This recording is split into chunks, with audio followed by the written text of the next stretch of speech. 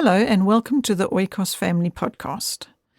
I'm Sonja Wood and I am looking forward to sharing with you the next section in the Abundant Life series that I'm doing for you. This is Season 3, Episode 6 of this podcast. And this particular segment is all about cleaning out the pantry because actually that's part of the journey to abundant life. In fact, this section in the book is called Further Steps to Abundant Life. So I'm going to drop it in here for you to listen to that. It's all to do with cleaning out the pantry and diet and nutrition and all the things related to that with regard to your journey to abundant life. So I hope you're going to find something useful in that. And I thank you for stopping by to listen to this podcast. Bye for now. Part 5. Further Steps to Abundant Health. Once Linda had cleaned out our pantry and taught us about the importance of fresh juicing and how spinach juice would help my body to fight the cancer, and in fact any greens would help in the fight to rid the cancer from my body. We then moved into the importance of raw food intake. Because my body had, by this stage, begun to heal, we started reading books on nutrition, on juicing, and the importance of fresh juice and organic vegetables for our bodies to absorb and help build cells rather than taking in harmful chemicals, poisons and preservatives which break down and destroy cells. Greg bought a juicer and a bread maker, and hence juicing and making bread with organic flour became a daily routine, as did eating only raw food for 7 months. I have to confess that although this was exceptionally beneficial to cleansing and the healing of my body, it was extremely difficult for the children, especially James, who was your typical potatoes and meat kind of guy. We, of course, had never thought there was anything wrong with being a potato and meat kind of guy until we began to read and research the many harmful hormones and chemicals which are ingested if too much meat and the wrong meat has been eaten. We also learnt how the body has to labor to digest the volumes of meat which Westerners consume, and how in fact we are more naturally herbivores and omnivores and less carnivores in our design. One can do an entire study on this, but it is largely logical. If we simply look at our tooth structure and our digestive system, clearly it is not designed for large intakes of meat. Carnivores have fangs for tearing and ripping the meat, and very short intestines for the meat to be digested and passed through quickly. Omnivores, on the other hand, have very small and few fang-type teeth, and more teeth for the grinding of nuts and fruits, and very long intestines for the herbivore-type digestion, not for meat to sit in the colon for days, becoming toxic and damaging to the body. As difficult as this adjustment of no meat and only raw food was for Missy and James, they very soon began to notice a significant difference in their own health. Missy discovered she had energy she had never known before, so much so that one day she said to me, "Mom, I didn't know that my legs knew how to walk on their own. I always thought I had to make them walk. But now mine just do it all by themselves." You must realize that for many years Missy had been suffering with a chronic illness, so she did not know the energy levels that she had begun to experience once we made our radical life changes. As much as James found the challenges almost unbearable, he could not help but admit how wonderful it was to have gone as long as 6 months without a cracked or broken bone. I feel to add here that please remember our family was in a severe health crisis, so we had to take radical steps to be committed to the road of recovery. So we persevered on this raw food diet for 7 months and then slowly began to introduce the cooked food items we missed the most, such as baked potato and mashed potato. During our raw food diet, we had juiced potatoes, which are unpalatable when eaten raw, but when mixed with spinach, you'll be surprised how refreshing it is. I will always remember how my body felt as though it was celebrating when I gave it raw veggie juice, especially the green veggies. I had mostly veggie juice in the early days of cancer, not because someone told me to, simply because this is what my body seemed to be most grateful for. Later, I learned that juiced fruit should be had in small quantities or none at all for cancer patients because of the sugar content in juice and that cancer feeds off sugars. Our general rule for juicing today now that I'm healed from cancer, is we keep veggies together and fruits together, and if the veggies need some sweetening, we add an apple. This way we kept a very good balanced diet without leaving out essential vitamins and minerals. We kept the balance of protein by having raw eggs in our breakfast shakes, and we included almonds and other nuts in our diet on a daily basis. Not everyone will agree with this diet, especially vegans, but we were simply learning as we went along this road, never before travelled. We also had not read juicing books to discover how to blend juice ingredients for optimum benefit. We simply took the steps we felt directed in at the time and looked for the results. If they were clearly excellent, we figured we must be doing something right. Even though Missy and James were finding the raw diet difficult, we just kept on repeating to them, God is teaching us new things. If we do not obey and do as He says, we are not being the parents He's called us to be. So we must obey and follow His instruction to us about how He wants us to live. If we do, we will benefit and soon see the fullness of all that He wants us to learn. There will be a reward for our obedience. We did our best to encourage them and help them with the changes by replacing the absolute no, don't eat that anymore, with something else, which they may not initially have appreciated, but due to this, their taste buds intensified, and after a very short time they learned to value the change. When parents hear our testimony and are encouraged to make changes in their lifestyle, they very quickly meet with a strong resistance from their children, and then they become discouraged and want to give up rather than persevere. We suggest that when taking away any food item that the family enjoys, such as bought bread, you should first give them a good lesson as to why you are removing bought bread from the diet. Tell them that research has proven that there are up to 16 harmful chemicals in plastic packet bought bread, and that God did not design our bodies to digest all these chemicals. When we take harmful chemicals into our bodies, because of what man has done to food, our poor bodies do not know how to digest something so foreign and unnatural.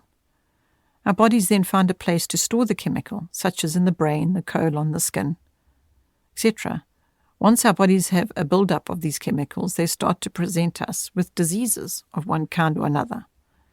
You could go on and tell them about cancer or any other severe disease if you feel they are able to absorb this, and if you believe it would be good for them to understand all the damage that can come to their bodies when they put in things that are not what God intended.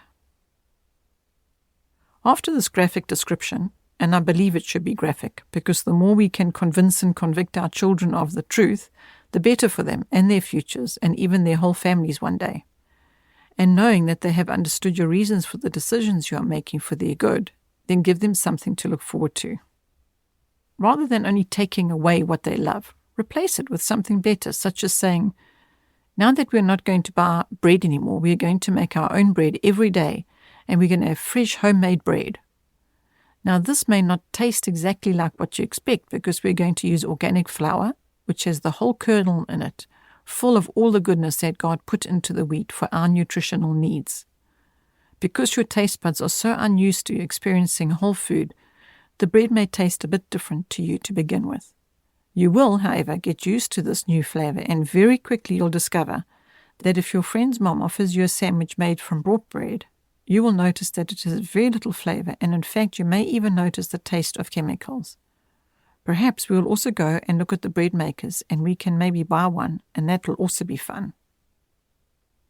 And so begins the exciting journey of taking your children on a new road to health, a road they can be involved in and enjoy, especially as they begin to realize the benefits to themselves. I told James a story one day to help him understand why we had made the choices we had for our family's health. This story seemed to help him understand and accept better. In the story, Bobby's Victory, which is in part 7, you will read about how eating habits and lifestyle changes can cause dramatic changes for the better. It is important to find what helps each individual child to make the changes to a better lifestyle, something they enjoy rather than something they fight against. And Mom said to me one day that she had really tried to make the changes she knew her family needed, but her children just rebelled so badly and insisted on having their favorite cereal.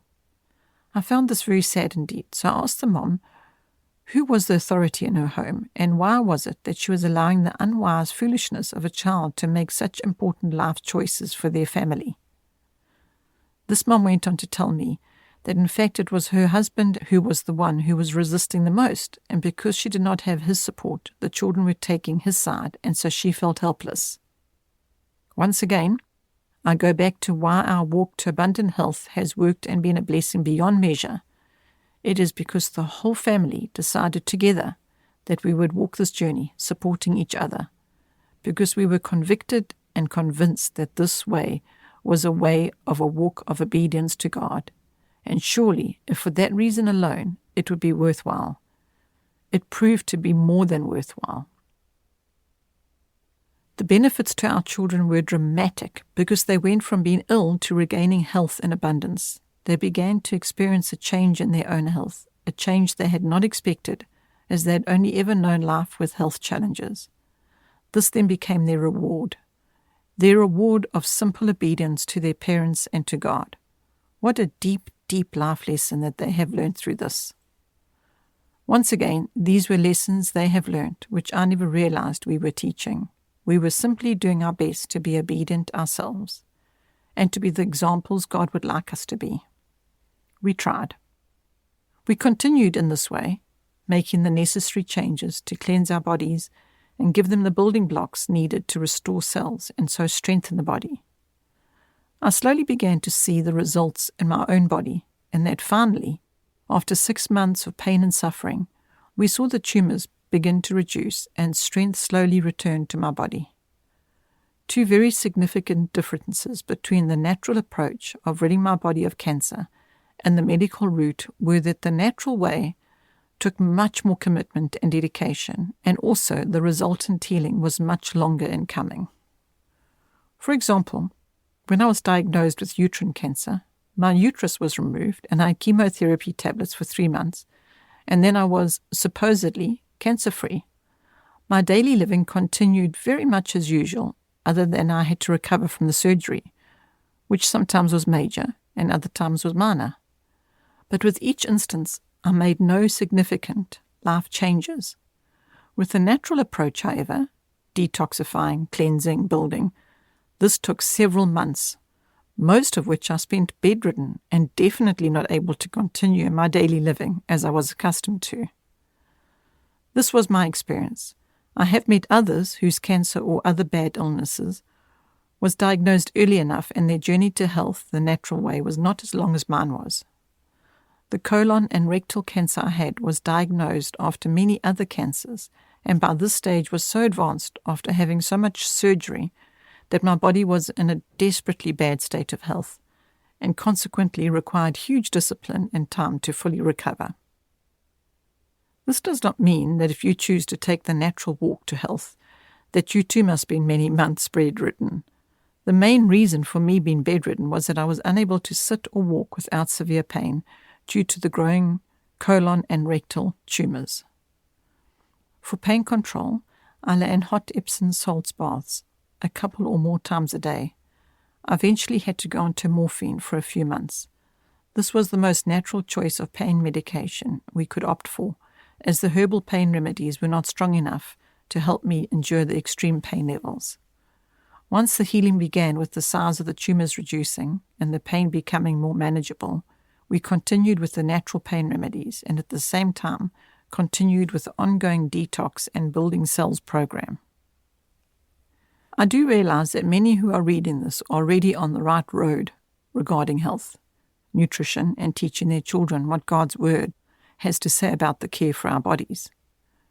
We, however, thought we were doing well. We believed we were on the road to good health.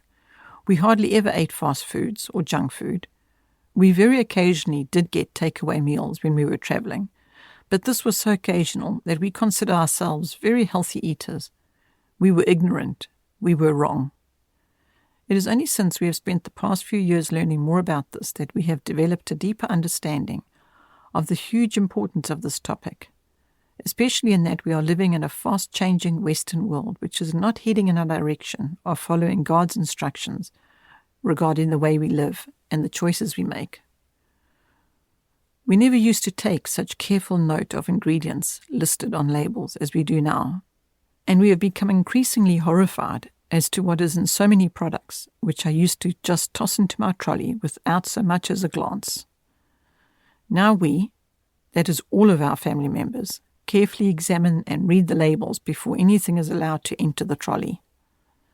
Consequently, we have found that we spend more time at the organic farm store buying whatever fresh produce our own organic vegetable garden is not supplying at the time we need it. Now we very seldom make our way down the aisle in the supermarkets to the tins and processed foods. 2 Peter, chapter 3, verses 9 to 11. The Lord is not slow in keeping his promise, as some understand slowness. He is patient with you, not wanting anyone to perish, but everyone to come to repentance. Since everything will be destroyed, what kind of people ought you to be? You ought to live holy and godly lives as you look forward to the day of God. One of our first projects after our health began to be restored was the garden. We began with a herb garden before embarking on what seemed to be an overwhelming project of a vegetable garden. We were mistaken. The vegetable garden was a joy from the very start to this very day. However, we began where we felt ready, by creating a lovely herb garden so as to experience the benefits of herbs in our daily cooking. It is so extremely satisfying and rewarding to go into your garden and pick a few herbs to toss into your daily salad. If you begin with a few herb pots just outside your kitchen, you will find it worthwhile. Find a simple herb book to give you inspiration, and very soon you'll be reaping the rewards. Romans 8, verse 28. And we know that in all things God works for the good of those who love him, who have been called according to his purpose.